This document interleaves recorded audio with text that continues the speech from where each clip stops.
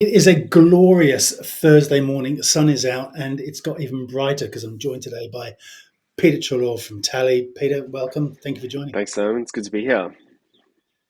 Mate, interesting discussion today. Something that talent teams and probably people who've been applying for roles have some strong opinions about, and personality profiling. hmm And you're founder and CEO of a company called Taly, Taly. We'll put a link in the comments. And this has been your sort of bread and butter for getting on for a decade or so now.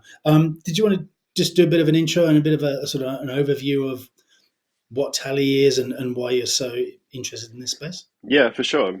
Thank you. So, yeah, personality profiling is an interesting space. It's definitely an area that a lot of people have opinions on and some not so good opinions on. I think people have had sort of bad experiences during recruitment or, tick the box exercise during, an assessment for recruitment or whatever it might be, or, a dodgy team day that kind of was a little bit of fun but didn't go anywhere. And Tally's really all about saying, that we know that personality matters. Like this data that you collect on people during personality profiling can actually be really impactful and can make a huge difference. But the whole space really needs to be reimagined, and that's kind of what Tally's all about. So sort of taking, proper science-based personality data, but then using things like AI and technology to bring it to life, to make it really actionable, to make it more personal, to make it have more impact and feel less like an arduous kind of thing that you're being forced to do and more like something that's going to drive engagement at the other end. And so that's what we're all about. Nice. And what got you heading down this path?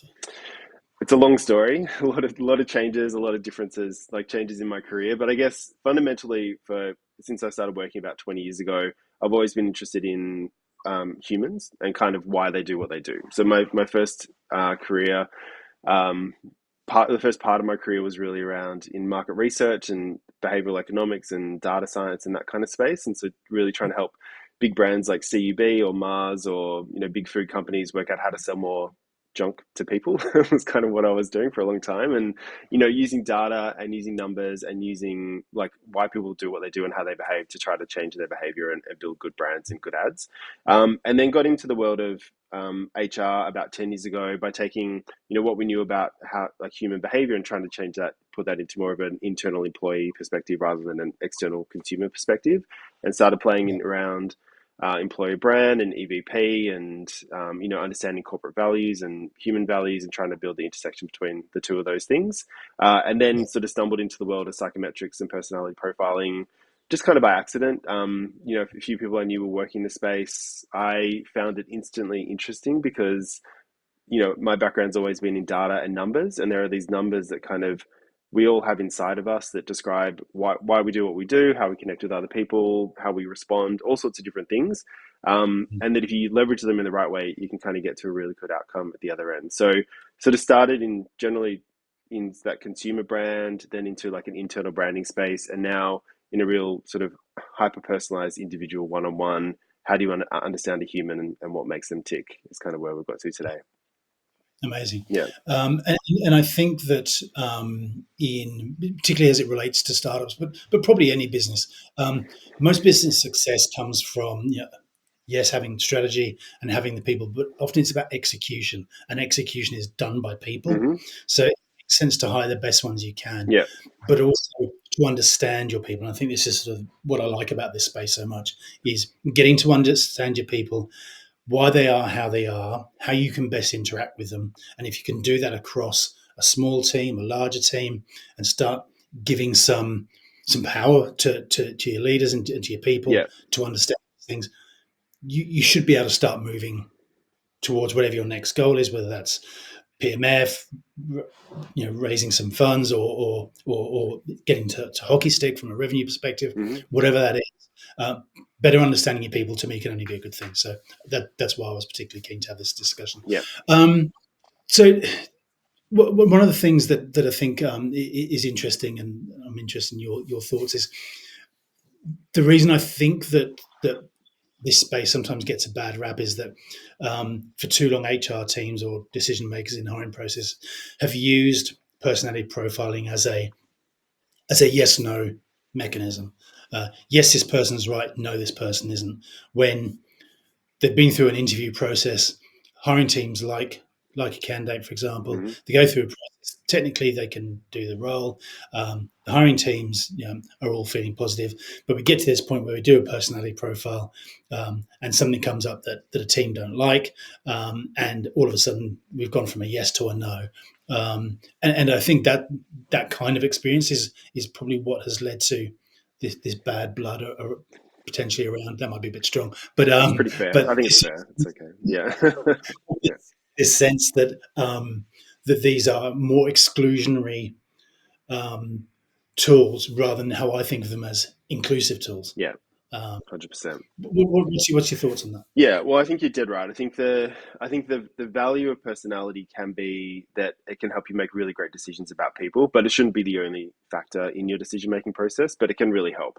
But Mm, I think the true value in personality is in human understanding. So it's like if I know you, how to connect with you, how to talk to you, how to communicate with you, what sort of turns you on, not in a weird way, but in a professional way. What actually makes you do like your work more productively and that you're more engaged in what you're doing, we're all going to get to a better outcome at the other end. And the complicated part of that is that it's tricky. Like to actually leverage this data in the right way, you need to know what you're doing. You need to know how to read it. You need to pay for expensive consultants to come and interpret it for you. You need to be trained, and you need to actually give it time as well. So if I'm about to have a conversation with you, or work out how to connect with you in the team in a better way, I need to sit down, look at it, read it, think about it for a while, and go, okay, this is how now I'm going to run that performance review conversation or this onboarding for a new employee. And I mm, just don't have time. Leaders don't have time to do that kind of stuff. So there's always been this sort of latent, hidden value in personality data that hasn't been tapped into by many businesses, particularly in startups and scale ups, because it's time consuming and expensive and really hard. And yeah, but if we can find ways to unlock that data and move it away from it just being a tick the box exercise, because that was an easy thing to do. Like your report would say, hire this person, don't hire this person. Cool, I don't have to do anything. I just know what to do now. So that was an easy way to approach it. Where it gets harder is leveraging it more and more right across the employee experience.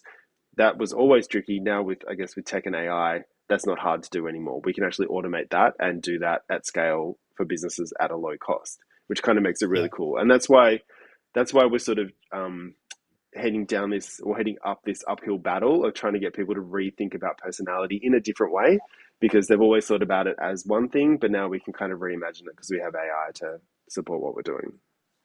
yeah. And I love that application. I also really like the application of when you're thinking about the makeup of teams. Mm, So one of the things that I've really enjoyed and paid attention to when working internally as a recruiter, Zendesk and Message Media spring to mind, is when we're hiring a role to join a specific team. If I know that team is predominantly extrovert or predominantly introvert, mm-hmm, um, and I know that team could probably do with some balance mm-hmm, uh, to even out, because balanced, diverse teams achieve better things. Then when I've been interviewing somebody, if I have a couple of people that get to a late stage, one's an introvert or more introvert, and one's more extrovert, and I'm thinking about the makeup of that team, it's a really good decision. It's a really good discussion to have with whoever's leading that team yeah, around the team, and maybe get them thinking more this way as well. And I think that's the added value that recruitment and slash people teams can add to particularly to early stage businesses, but probably to all businesses, is this makeup of teams and getting this balance. And to your point, there is a need for people who are leading teams, managing people, to spend time understanding their people. I mean, that's what is leadership. It's about creating the conditions of success, right? So, yeah. if creating those conditions is by understanding your people and creating the conditions that are right for them, then that's only a good thing. 100%. And if you don't, I mean, the truth is, if you don't know someone, you can't lead them. Like if you don't know what's going on inside them, what's going on in their life, how to connect with them, then you can't lead them. You just keep throwing stuff out and hope something sticks. And Yeah. and the truth is, because we're pretty simple creatures, humans, and we kind of just tend to throw out stuff that we think would stick to us. So we do Mm. things that would, if we're a super driven person, we just naturally think that other people around us, due to our biases, are also super driven, and so we lead in a way that we think, well, that would lead me, that would encourage me to do something. So everyone else should respond the same way. Yeah. But the truth is that people approach things in a really different way. And the kind of cool thing that I've learned over the last 8 or 9 years working personality profiling is that it's actually not that complicated. You know, people are pretty simple, and they kind of just want to feel seen and understood. They want to feel like you've just tried a little bit to understand them, even if you get it wrong. It's just even taking Mm. that first step and saying, I recognize that I do things differently to you, and I want to try to meet you in the middle. And honestly, I reckon that's like 90% of the story. You would improve engagement by, these are totally made up numbers, but you'd improve engagement by 10,000% if you could just let someone Yeah. know, I'm actually paying attention and I'm trying to change the way I talk to you in a way that works for you. And you tell me what you think about this. And then you start a Mm. human dialogue, and everything's about communication and everything's about perception. And you can get to such a different place. And just little things, Mm. exactly like you're saying, like the introvert extrovert idea. How do we sort of build a more rounded team, because we will get to a better place. Extroverts are really great at, you know coming together, coordinating, discussing things on the fly, networking, those kind of things. Introverts are more contemplative, considered. They love to Mm. go deep and have their own space. And if you can combine those two things together, you'll get to a really great outcome for your product or for your service, or your customers, or wherever you're trying to get to. But they kind of need to understand those differences, because the extrovert just looks at the introvert and says, well, why don't you want to just get together and whiteboard this solution? Why can't we have this, why can't we solve this? And the introvert's just saying, why can't you just shut up occasionally and give me some space to think through these ideas? And as soon as you Yeah. just say, hey, neither of you are right or wrong, you just need to talk about it because you're approaching things Mm. differently, and this is how you can work well together. All of a sudden everyone Mm. goes, oh, okay, that makes sense. Thanks. Mm. It's really not that hard to do. Yeah. Yeah. Yeah. There's three things that I take out of that. I think just to your last point there, if you can minimize friction, needless friction in a Yeah. team, uh, or needless bad blood that comes from misunderstanding each other, Yeah. I think that can be a good thing. Secondly, you said humans are simple creatures, some more simple than others. Yeah. Yeah. Yeah. And I sort of think back to I'm ex-military. I think everyone pretty much who I know knows this. But in military, teams work really well together, often because they know each other really well. Mm. Um, you work very closely together. I was going to say very intimately. That didn't quite sound right. You work very closely together, Mm. um, often in stressful conditions, in sometimes not particularly nice conditions from a weather perspective, and so you get to know each other really well. Mm. And those are the teams that sort of perform the best, Yeah. Yeah. in my opinion. That makes sense. Yeah, cool. So the Taly product, I did my profile yesterday. Hmm. Sort of combines these sort of five factors: this emotional intelligence, risk metrics, things like this, and then sort of puts them into a sort of a simple survey. Is that right? Yeah, that's right. So when we sort of started building Tally initially, we didn't want to recreate what personality science had already developed. There are a lot Mm-hmm. of tools that have kind of come up with other ways of measuring personality, but the truth is, sort of academics and psychologists and psychiatrists know there are these kind of five personality dimensions that sit inside everyone. They've been measuring them for about 100 years in thousands and Yeah. thousands of studies, and they just know that it's true. Like, they know that everyone in the world has these traits inside them. You can measure them. You can measure where one person sits and another person sits, and understand what those differences are. So rather than trying to recreate the wheel or kind of just make up something, we just went, well, what do we know is true? So we went to the five-factor model for personality. We then realized that that's like, personality is interesting, but also when it comes to workplaces, how you connect with people, your emotional intelligence, how you lead in particular, your empathy, is also really, really critical for business performance today. So our test brings five-factor personality and emotional intelligence into the one tool. And then we also realize that innovation and change is a constant at work as well. And so thinking about how people approach risk and uncertainty and their optimism was also really critical to sort of really round out the profile and make sure we get like a really holistic base of the people that we're measuring. So we added a risk metric in as well. Again, all based on sort of really well-established science in the personality Yeah. space. And so we've got personality, emotional intelligence, and risk wrapped up into the one tool. And what that means is that you get a really strong foundation of kind of almost everything that we need to know about you from a personality and a behavior perspective. Which then means that if I want to look at you in terms of how you're likely to apply to a role, how you're likely to work with others, what's the best way to onboard you, best way to give you feedback, best way to coach you. I've kind of got all of this data that I can just kind of keep Mm. tapping into over and over again. without having to go Yeah. back and ask you more questions. Amazing. And then I guess from from there, sort of this emphasis on sort of beautiful, simple, sort of actionable insights, rather than what I see other sort of players in this space. You sort of generate these huge reports that look like they take sort of 3 weeks to read through, and language that Mm. perhaps is natural and we don't really understand. It's a bit too academic. What's the value there in providing data that way? Yeah, well, I think the thing that we focus on is everything has to be easy and simple, and there's a reality in work, and it's been a reality forever, is that everyone's really busy, right? Like everyone, no one has any time, no one wants to learn a new tool or have to discover a new platform or have to get accredited in something else. We're just sort of scrambling to keep up with our day to day. And I think Mm, there's like, we know that there's a leadership problem globally, everywhere there's a leadership problem. And I think managers get a bum rap sometimes because everyone says, they're just bad managers. You just like if managers aren't performing, you say that you're bad managers. But I think the truth is that they also, and for sure there are some bad managers, but I think the truth is that a lot of managers just don't have the time to mm, put into developing and understanding their people properly, and they just don't sometimes have the tools or have the capability to be able to do it either. And this is true in every industry, and we know this is particularly true in startups and scale ups where you might be a technical founder or you might be someone who's a product expert in a particular space, and all of a sudden you're now a leader of 100 people, and like what happened? You don't know what you're doing. You're just kind of making it up day to day, right? yeah. And so none of these people are doing the wrong thing. They just don't have the information that they need at the moment that they need it. And so that's the thing that we focus on really hard at Taly, is saying the personality stuff's interesting, the science stuff is interesting, and that's really important to get that right. But we don't even want you to think about that once you start using the tool. We just want you to know, hey, you're about to walk into a performance review with this person, or you're onboarding Simon to your team next week. Here's a short video to watch to understand how to onboard him in a way that's going to make sense for him, and just keep it really Yeah. simple like that, because that's the way that humans want to digest content right now.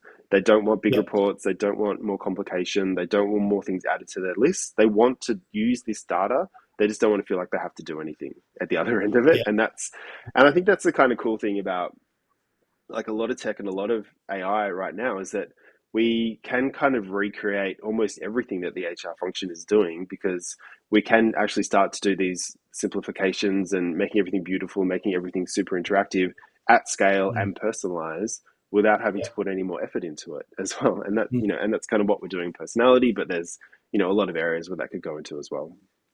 yeah.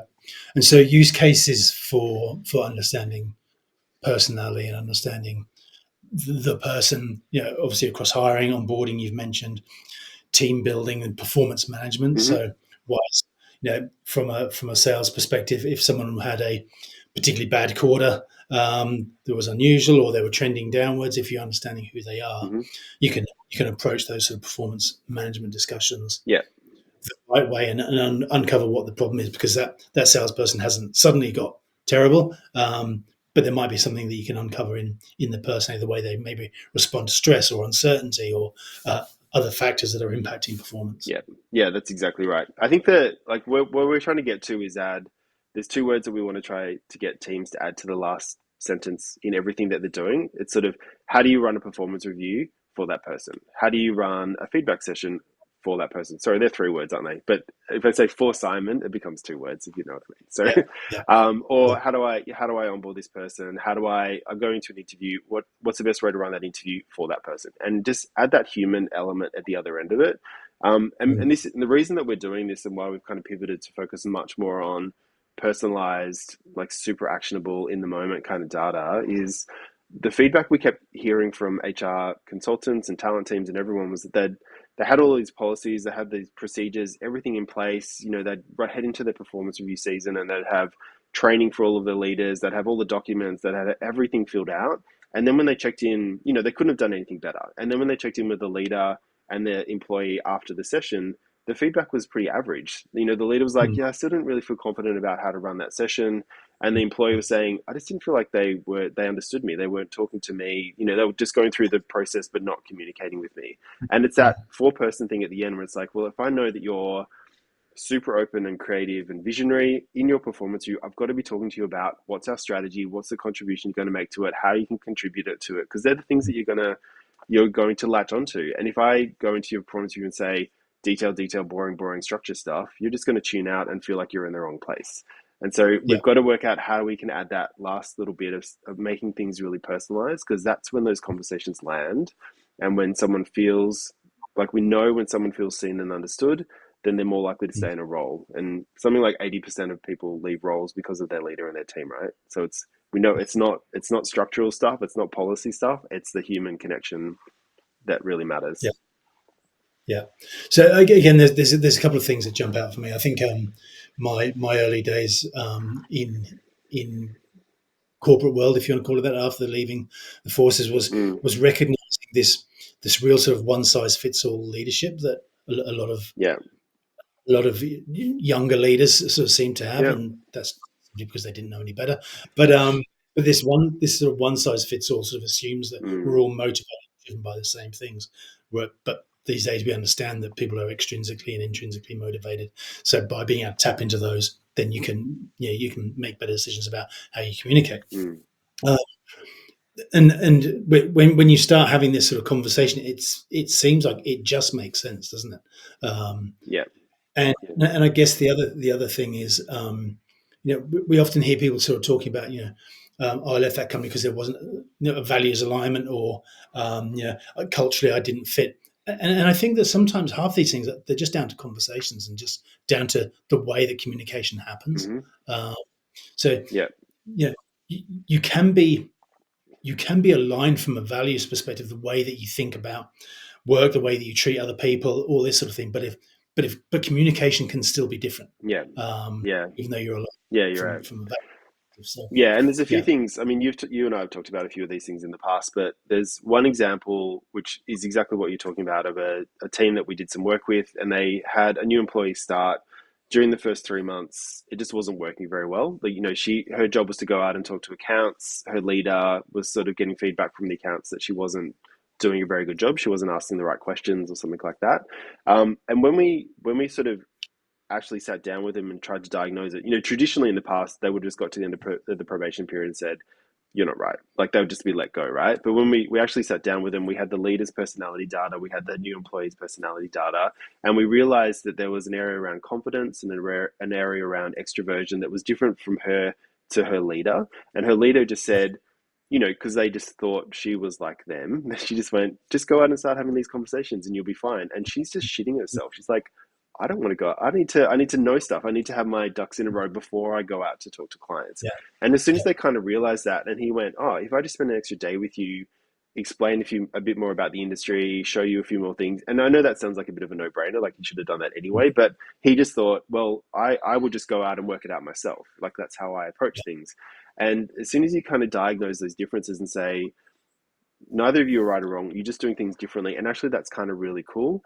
And you mm, know that about each other. You remove those tensions, and you support each other to operate in a way that's going to lead to a good outcome. It gets to a good place, and she gets to keep her job. You don't have to go through recruitment again.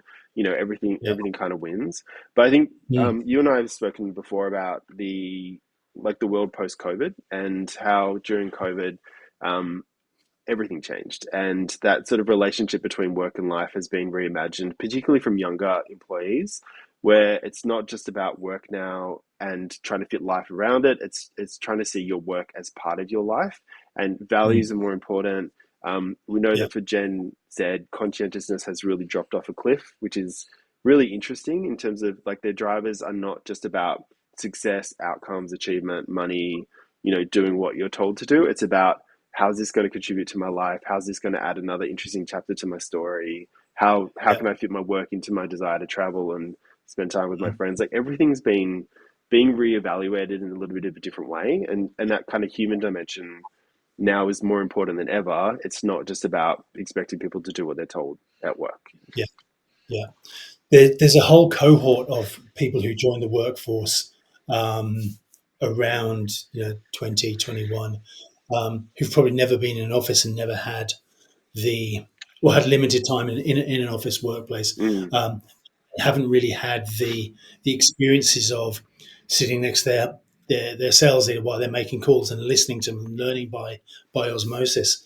Um, and the rise of teams being fully remote, I think adds an extra layer of complexity Mm, to to the workplace relationships. Dialogues become a lot more transactional mm-hmm. when you're talking like this with your sales team. They're all over Australia. You very rarely meet in person, and so the conversations become about deadlines, targets. When this happened, give me a report on this. Talk to me about Yeah, that. that's right. And I think that's for that reason alone, being able to better understand your people when you have less IRL time with them Mm-hmm. is so important. Yeah, yeah. Um, And those people, that's 5 years ago now. Those people are the leaders. So it's not like they just yeah, started work. They're now leading other people and that they've never met before, and have had no, in real life role models teaching them how to be leaders or showing them different behavior. There was a cool post on LinkedIn this morning. Nikki Tagano from Sync Culture, she was talking about your digital language and how, just the way you communicate and how you write messages is being interpreted online, and how you sign off on emails and all of those kind of things. And that's, it's exactly what you're talking about. The way that we build our relationships now is whether I put an exclamation mark at the end of a sentence or not. That's how people work out whether I'm being passive aggressive or friendly, which is super, yeah, super complex. I don't know. mm, I'm too old to yeah. understand that. That's for sure. But even little things like when your manager says, "Hey, have you got 5 minutes for a quick call?" Like a lot of people you say, "Oh no, Yeah. what have I done?" Yeah, that's right. Yeah. No. um, so going from one extreme to the other. Yeah. You know, again, this rise of remote teams, and I think also globally distributed teams. Mm. So understanding from different cultures as well adds another layer of complexity because people in the US are often quite different from people in Australia. We seem to be a bit more laid back, whereas Americans are a bit more, or perhaps have a larger risk profile, and they just go out and smash it. Whereas we might be a bit more laid back. Hmm. Um, and so for leaders who are leading teams that are globally distributed, that again adds another layer of complexity to them and understanding their team, doesn't it? Yeah, that's right. Yeah. And I guess, the long story short is that all of it's getting more complex. Mm, All of our human dynamics getting more complex, the way we operate, the speed with which we operate, the change environment mm, that we're mm, in, working with global teams, all of that just becomes more and more stuff that people have to try to wade through and still work out how to deliver their outcome at the other end. yeah. And oh, by the way, productivity is also declining. So we're not doing a particularly good job at that. But here's more stuff you have to do now, and Mm, also, can you please be more productive at the other end? It's a bit of a storm in all of those things. And I think that's, like I said before, I think that's a really cool thing that tech and AI can really try to help unpick and solve, is like, how do you make sense out of that complex and turn it mm, into mm. something that leaders can actually do something with. Yeah. Where's this? Where's this inflection point between the data, what the data tells, and then human judgment? Because there's traits I've seen in people Hmm. over the years that that instantly tell me what sort of person you are. So a good example is if I'm on a call with someone who I don't know and I'm explaining something relatively complex to them, and they go, yeah, yeah, yeah, yeah, yeah, yeah, I get it, yeah, yeah, yeah, yeah. Yeah. Like I instantly no, you don't. Yeah. Yeah. Experience tells me that when people react that way, they just want to get through this because this is uncomfortable. They want to get to the stuff that they know about. Mm. Um, where is this tipping point between the data and human judgment? Is there one? Well, I think you need both of those things. I think you want to not never rely on only one thing, but Mhm. you mostly never only want to rely on your own judgment, because the truth is, like, we are Yeah. obviously super biased. We Mhm. do exactly in that example you just said. Like, we like to do things that we feel comfortable doing. We don't like to do things that we don't feel comfortable. We like to, you know, if you think about in during hiring, and this happens a lot in startups, in particular, Mhm. is that people tend to hire people who are just like them. And if you think about why they do that, it's because during the interview process, I'm having a conversation with you. You've got a very similar personality to me, and surprisingly, it's a really easy conversation. I say something, you go, "Yeah, that's a really cool idea," and you say something, and I say, "Yeah, that's a really cool idea." It's because we're both seeing things from the same perspective. Yeah. And then if I have an interview with someone who's very different to me, I find that really hard work. I'm like, they just didn't engage, and I didn't know how to, like, the conversation kept running to an end, and you just have those kind of negatives that come out of it, Mm, and that's mm, mostly just because they've got a different personality to you, or they're not as mm. confident in interviews or whatever it might be. And so we sort of overlay all of these biases, and there's hundreds of biases that sit inside of us in every moment Yeah. that are sort of playing a role. And so just to use your own judgment is really risky. And man, we Mm. hear a lot of stories from companies who do the same thing over and over again and keep getting surprised that they get a bad outcome every time. Obviously that's going to happen again. I don't know what you're doing. But I think there's also a role for, there is definitely a vibe that has to come into it. You do know whether you align with someone on a values perspective. You do have Mm. to work with people, and you have to be able to collaborate with them. And also just things like your experience will show you exactly what you're saying. If there's certain cues and behaviors that you've learned don't work very well with you, or that may lead to some destructive behavior at the other end, you need to take all of Mm. those things into consideration and say, what's the best, at the end of the day, what's the best decision we can make at this moment based on everything that we know. And hopefully that's a bit of data and a bit of feeling at the same time. Yeah. I saw this. I was on this LinkedIn thread conversation a couple of days ago Mm, where someone had talked about an interview they'd been in, and the feedback that they got from the hiring manager was interesting. And someone in the thread said, I got told once I was a great candidate, but I didn't bring enough energy to the interview, and that was why I got rejected. And that's probably a really good example of it's just different personality types. yeah, Um, yeah, yeah, that's exactly right. doesn't mean can't do the job, doesn't mean they won't. It just means that there's a different type of personality Yeah, that to the interviewer, and the interviewer takes that as you're not good enough for the job. yeah, We're just interesting beasts, aren't we? yeah, it is. But that's what we do. And particularly if you're not familiar with interviewing, if you're just starting to grow a team for the first time, and Mm, you haven't done this a lot in the past, you don't have the tools at your disposal to be able to do it better. You kind of do make your judgments based on some mm, pretty loose criteria when it comes down to it, and that's not a really good thing. But we know that getting those decisions right is really important. Like for a startup, even the co-founder decision can something like there's some stat around like 50 or 60% of startups fail because of the co-founder relationship falls apart. That's a right. that's a huge number, obviously, and even your relationship with your investors can have a huge impact in whether your startup's likely to grow. And one thing that we're working on at the moment is a founder profile inside Taly, and then a way for investors to do their own personality profile and then work out how they can work best with companies in their portfolio. So they can Yeah. say, if I'm going into a meeting with you, like our monthly catch up, what's the best way we should have that meeting? Because personality is still playing a role in all of those Mm, moments. So just understanding that, for a lot of startups, obviously product market fit and like actually having something that people want to buy is important. But yeah. actually, a lot of the human dynamics, hiring a bad person, bad co-founder relationships, bad investor relationships, are actually the things that kind of lead to a lot of startups failing at the other end. Mm, yeah. The more we talk about this, the more I sort of have this overarching feeling that um, from a leadership and just an interaction perspective, I think if we could all just be that a little bit more intentional about how we have conversations, and we get more considered rather than blowing into this conversation and perhaps the way we've always done, Mm, then maybe we can have better conversations. We can better understand people. We can make better decisions, and things could just be better. Like we'd have less of this, less of this. yeah, well, that's what Tally's all about. Hmm. So yeah, I totally agree with that.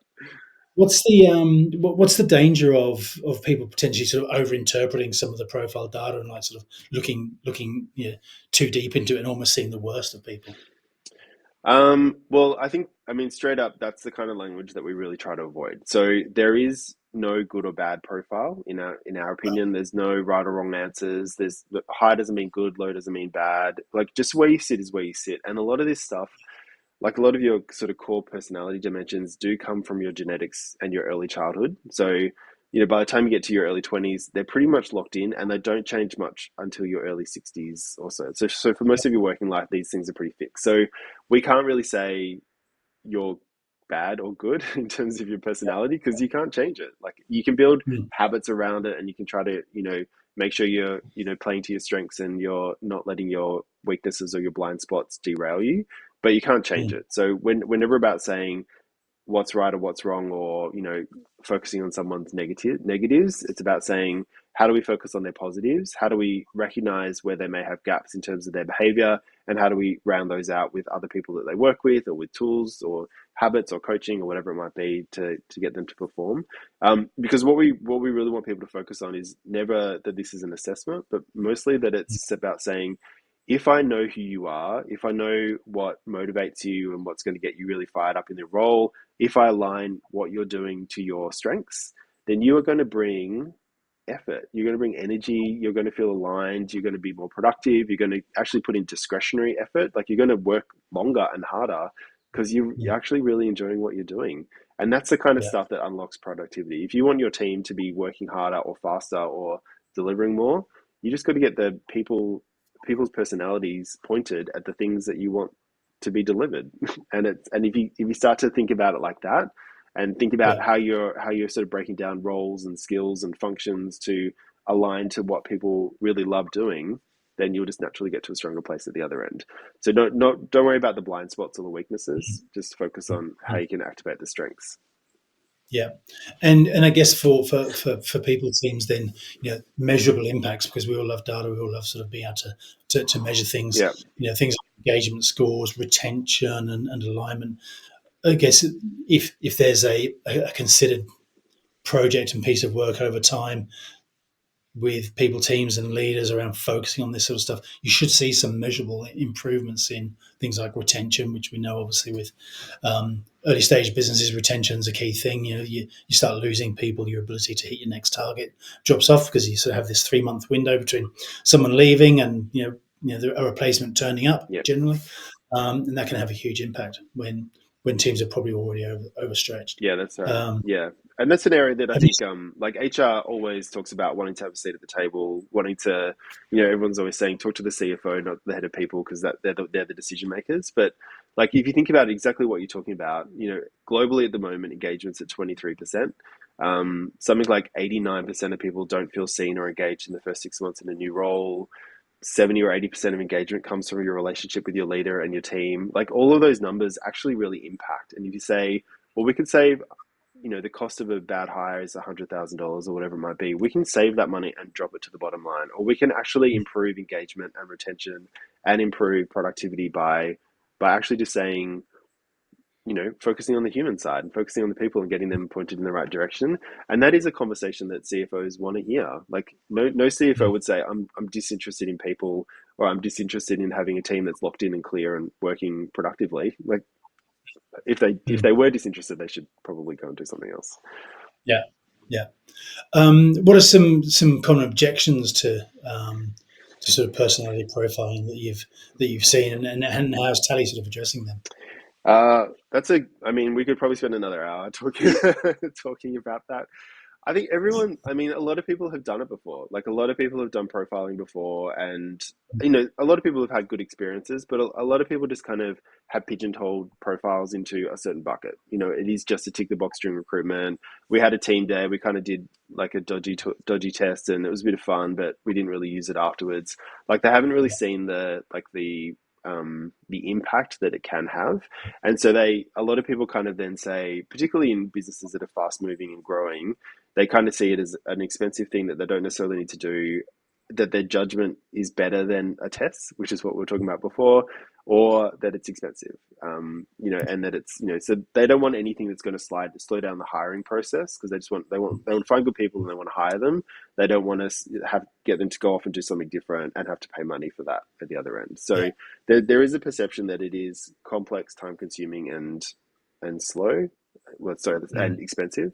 And mm, that's exactly what we're trying to change. So Tally is instant. So as soon as you did your profile, you got access, well, a couple of minutes later, you got access to the platform. You could see your own data. You could use the Ask Tally AI to start analyzing yourself.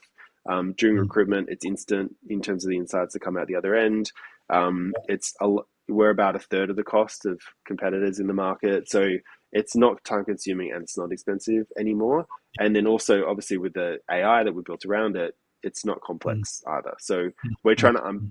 unpick all of those perceptions that exist.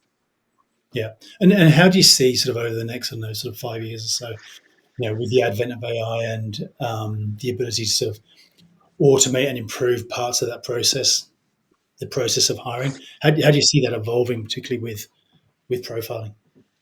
Oh man, who knows? 5 years is a long time in AI, isn't it? I think, according to Sam Altman, the AI will be able to have novel thought by next year, which is, and also its ability to, like, its level of knowledge now is where people thought in 2021 it would have by 2040 or something like that. So we're like 18 years ahead of the time scale of how AI is developed. So in terms of answering that question, I have no idea what it's going to look like in 5 years from now. Yeah. But I mean, even every day, I'm kind of looking at what we're doing, going, well, we've got AI built into it now, and it's doing these really cool things. But we probably haven't even scratched the surface of what we could be using AI for to solve these problems and to make everything really personalized.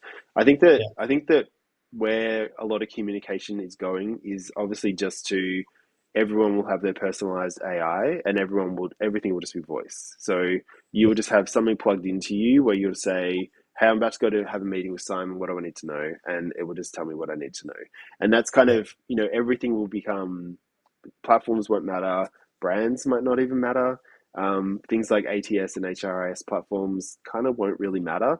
Everything will just sort Yeah. of sit in some sort of centralized data storage space somewhere, and the Mm. AI and agents will go and find what you need and do the work for you, and you'll just be in the flow. Um, and that's how a lot of things, which sounds really kind of weird and scary and like too Mm. much, but it's kind of just how it's going to happen in the future. This idea of like logging into something, doing something, looking at something will become a very old-fashioned idea quite quickly. Yeah. Yeah. Amazing. I'm mindful of time. Mm-hmm. If people want to find out more, we'll add we'll have the Taly website, but we'll add your email and your LinkedIn profile in the comments here. People can find you. They can get a conversation happening quickly. Plenty of info there on the Taly website for them as well. Any final parting words before we wrap it up? No, it's been fun. It's been a good conversation. Thank you for having me along. Yeah, I'd love people to go and check out. It's just asktally.com is the website. So if anyone wants to come check it out, we always offer everyone a free profile if they want to check it out and do their own and see how it could work for their business. So just like you did, why not jump in and find out the dark and dirty secrets going on inside? Beautiful. Pete Treloar from Taly. Thank you so much. Thanks very much. Thanks, my friend.